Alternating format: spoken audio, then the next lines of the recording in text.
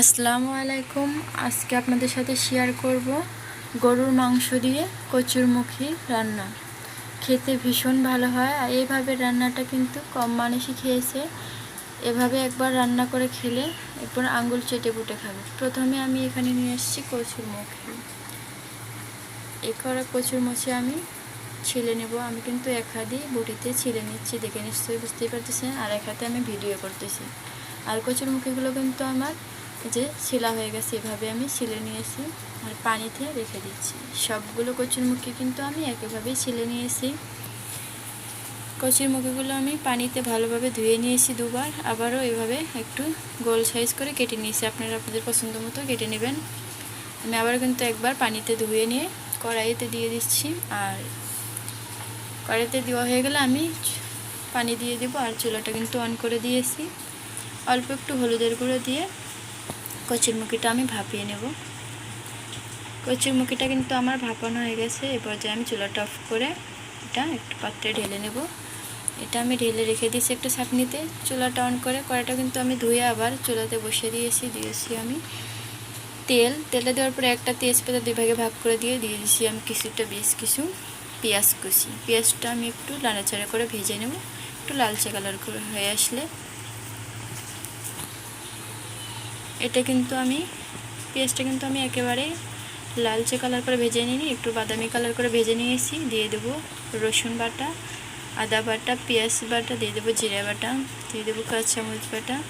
মশলাটা একটু তেলের সঙ্গে ভেজে নেব যাতে কাঁচা ভাবটা চলে যায়। এই পর্যায়ে আমি দিয়ে দেবো পানিটা দেওয়া হয়ে গেলে দিয়ে দেবো আমি শুকনা গুঁড়া মশলা, দিয়ে দেবো হলুদের গুঁড়া, দিয়ে দেবো মরিচের গুঁড়া, দিয়ে দেবো গরম মশলার গুঁড়া। এই পর্যায়ে দিয়ে দেবো আমি স্বাদ মতো লবণ। আর অবশ্যই ঝালটা কিন্তু টেস্ট অনুযায়ী দিয়ে দিবেন আপনাদের পছন্দ মতে।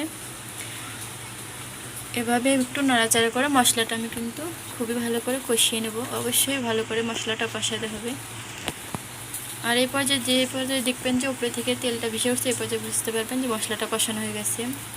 আমার আগে থেকে রান্না করা এক বাটি গরুর মাংস ছিল, এটা দিয়ে আজকে রান্নাটা করব। আপনারা চাইলে এখানে কাঁচা মাংসটাও দিয়ে রান্নাটা করতে পারেন। আমার কাছে এখানে রান্না করা মাংস ছিল, এটা দিয়ে দেব।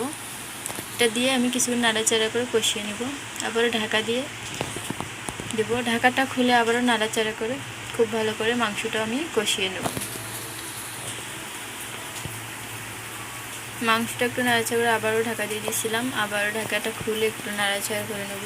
মাংসটা কিন্তু আমার বেশ কিছুক্ষণ সময় ধরে কষানো হয়ে গেছে, কালারটা অনেক সুন্দর আসছে। এরপর যে দিয়ে দেবো ভাপানো সেই কচুরমুখী। এটা দিয়েও খুব ভালো করে আমি একটু এভাবে মেশ করে নেব যাতে করে কচুরমুখীর সাথে মশলাটা ভালোভাবে ঢুকে যায়।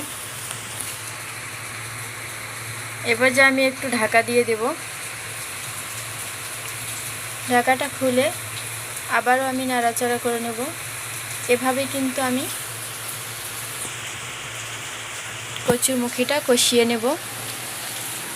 এভাবে রান্নাটা করলে কিন্তু খেতে ভীষণ ভালো হয়। কষানো হয়ে গেলে দিয়ে দেবো আমি পরিমাণ মতো পানিটা দিয়ে ঢাকা দিয়ে 10 মিনিট রান্না করে নেব। ঢাকাটা খুলে এই যে তরকারি আমার এই অবস্থায় একটু নাড়াচাড়া করে আবারও আমি ঢাকা দিয়ে দেব। 2-3 মিনিট রান্না করে নেব। 2-3 মিনিট পরে আমি ঢাকাটা খুলে দেখে নেব যে এই পর্যায়ে দিয়ে দেবো 2টা কাঁচামরিচ একটু ভাগ করে দিয়েছি। আবারও কিছুক্ষণ ঢাকা দিয়ে রান্নাটা করে নেব। এই পর্যায়ে কিন্তু আমার রান্নাটা প্রায় শেষের দিকেই, দেখে নিশ্চয়ই বুঝতেই পারতেছেন কালারটা অনেক সুন্দর আসছে। আর এর তরকারির ঝোলটাও কিন্তু অনেকটা ঘনত্ব হয়ে এসছে। আপনারা চাইলে এর চেয়ে পাতলা করতে পারেন ঝোলটা। আমি এই পর্যায়ে চুলাটা অফ করে দিয়ে দেব। রান্নাটা যেহেতু আমার শেষ, কালারটা কিন্তু অনেক সুন্দর আসছে। মেয়ের জন্য আমি প্লেটে ভাত নিয়েছি, এখান থেকে কিছু তরকারি উঠে নিয়ে মেয়েকে খাওয়াবো। মেয়েকে আমি খাওয়াই দিতেছি। এই যে কচুরমুখীটা কিন্তু অনেকটা নরম হয়ে গেছে, মাংসটা অনেক নরম হয়ে গেছে যেহেতু আগে থেকে রান্না করা মাংস। তো আজকের রেসিপিটি ভালো লাগলে অবশ্যই লাইক কমেন্ট শেয়ার করবেন। আমাদের চ্যানেলটি সাবস্ক্রাইব